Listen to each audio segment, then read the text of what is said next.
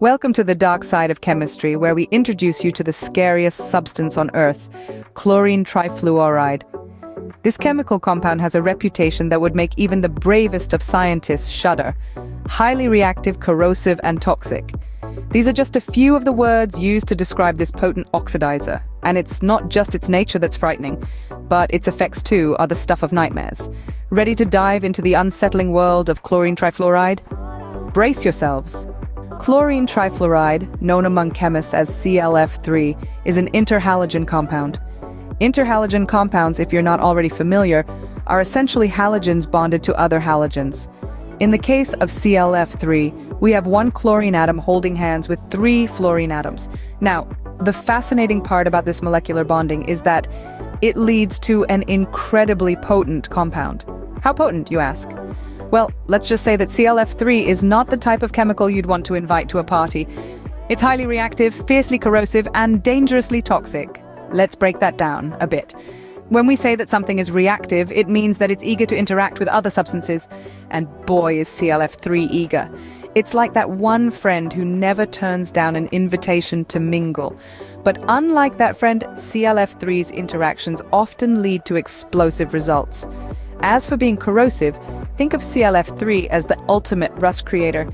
It has an uncanny ability to eat away at most substances, from metals to glass. And this corrosive nature isn't just reserved for solid materials. ClF3 can also tear through human tissue with alarming ease, which makes it a highly toxic substance. Then there's the cherry on top of this chemical horror sundae: ClF3's status as an oxidizer. Now, in the world of chemistry, an oxidizer is a substance that can cause other substances to lose electrons. In simpler terms, ClF3 can make things burn, and it doesn't just stop at things that are typically flammable. No, ClF3 laughs in the face of convention and sets fire to even generally non-flammable materials. And that's just the tip of the iceberg when it comes to the potent abilities of this terrifying compound. Imagine a substance that sets non-flammable materials on fire. Sounds like fantasy, not with chlorine trifluoride. This chemical compound doesn't play by the usual rules of fire and chemistry. It's an extreme oxidizer, which means it can strip electrons away from other substances in a flash, triggering a rapid and intense chemical reaction, also known as a fire. But the truly terrifying thing about chlorine trifluoride is the range of materials it can set ablaze. We're not talking about just kindling or gasoline. This stuff can ignite materials you'd never think of as fuel. Picture this: a glass beaker bursting into flames, or a mound of sand suddenly alight.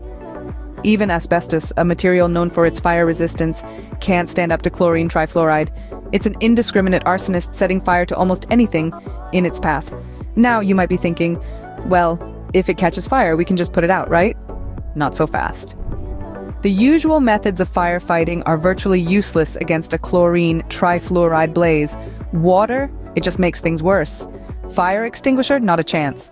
When chlorine trifluoride gets going, it's likely to burn until there's nothing left to consume. And it doesn't stop at setting things alight. The fires caused by chlorine trifluoride are ferociously hot, burning at temperatures that can melt through most containers and cause severe damage to structures.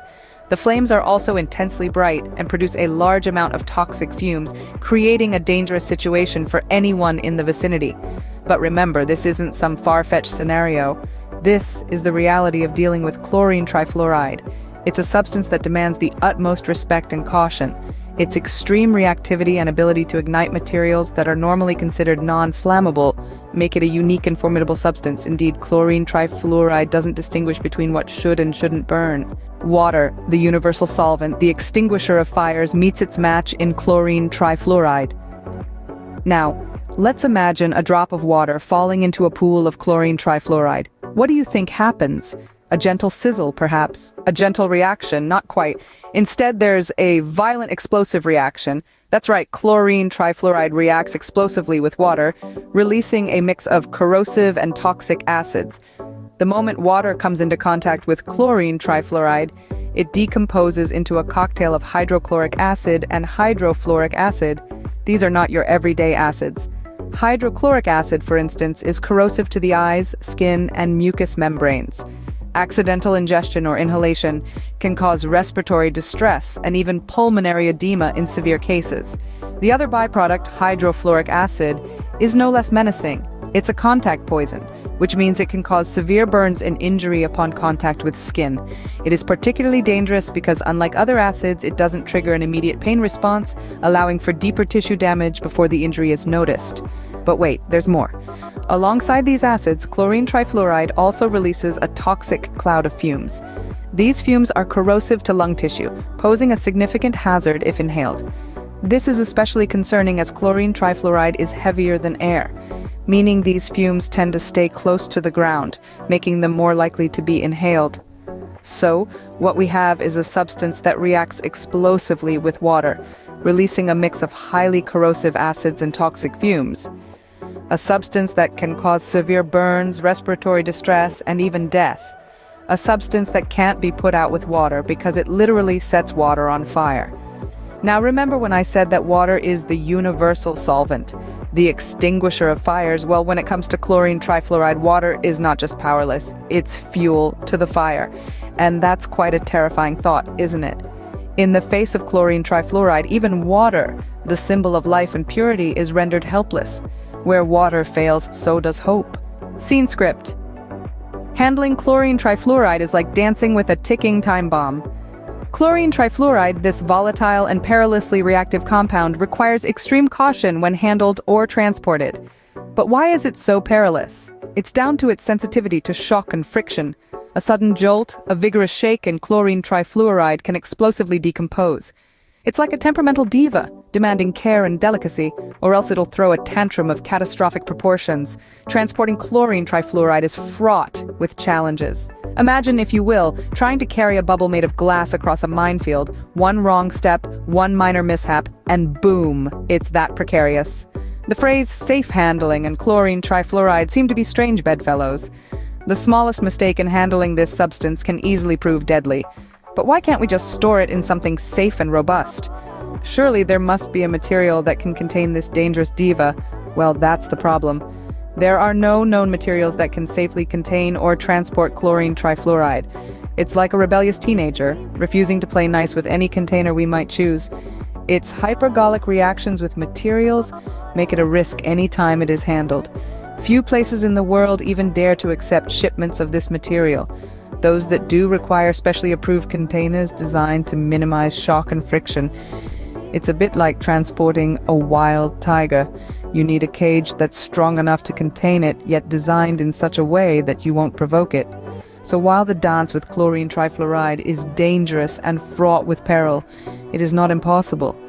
It requires precision, respect for the substance's power, and an understanding of its volatile nature. It's a dance that must be performed with the utmost care. After all, when you're dealing with chlorine trifluoride, every move counts. The 1950s Ohio incident serves as a chilling reminder of chlorine trifluoride's destructive potential.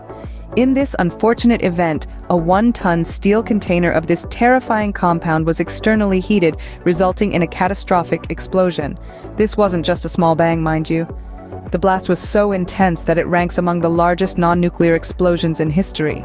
The aftermath was a stark testament to chlorine trifluoride's malevolent nature. The facility was reduced to rubble, a haunting echo of what once stood there. But it wasn't just the physical damage that was alarming. The explosion released a toxic cloud of chlorine trifluoride into the atmosphere, posing an immediate threat to all life forms in the vicinity. The release of hydrochloric and hydrofluoric acids posed a grave risk, corroding soft tissues upon contact and inducing serious respiratory issues if inhaled. The cleanup was a nightmare, with the danger persisting long after the initial explosion. Even the bravest of the brave had to tread with utmost caution, knowing that a single misstep could lead to another disaster. This incident stands as a stark warning about the perils of mishandling chlorine trifluoride.